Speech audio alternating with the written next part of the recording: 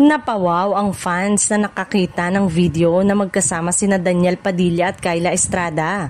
Bagamat wala namang extraordinary na ginawa ang dalawa o tipong magka-holding hands while walking, grabing kilig pa rin ang naidulot nito sa mga Kyniel fans.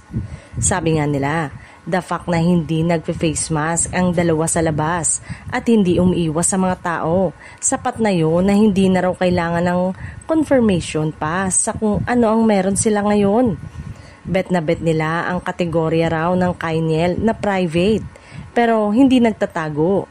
Bagay nga raw sa sitwasyon ng Kyniel ang malaya at mapayapa.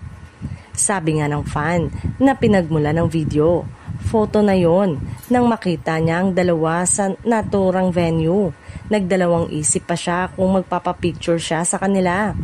Siyempre nga naman, private moment yon nila at hindi dapat abalahin. Sapat na nga raw sa kanya na makita lang ang dalawa. Pero dahil bata pa nga lang siya, ay super idol niya si Daniel, kaya ayun, naghintay raw talaga siya sa labas. At yun nga, nang makita niya ang dalawa na palabas na, nakiusap siya kung pwedeng magpa-picture at sure naman daw ang sagot ng mga ito sa kanila.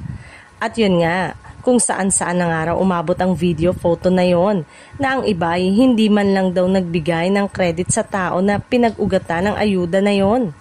At syempre, super kilig din ng mga fans nang kumalat ang mga photo na naka-Halloween costume sila. At bongga nga dahil sina Morticia Addams at Gomez Addams ang ginaya nila na obvious naman na magka-partner sa pelikulang Addams Family. Ang ganda-ganda nga ng mga edit ng iba na talagang ginaya ang poster ng Addams Family. Ang mahalaga naman sa panahon ngayon ay masaya sina Daniel at Kyla, kaya mag-move on na daw at maging masaya lalo ang Kyniel fans para sa mga idolo nila na masaya na ngayon.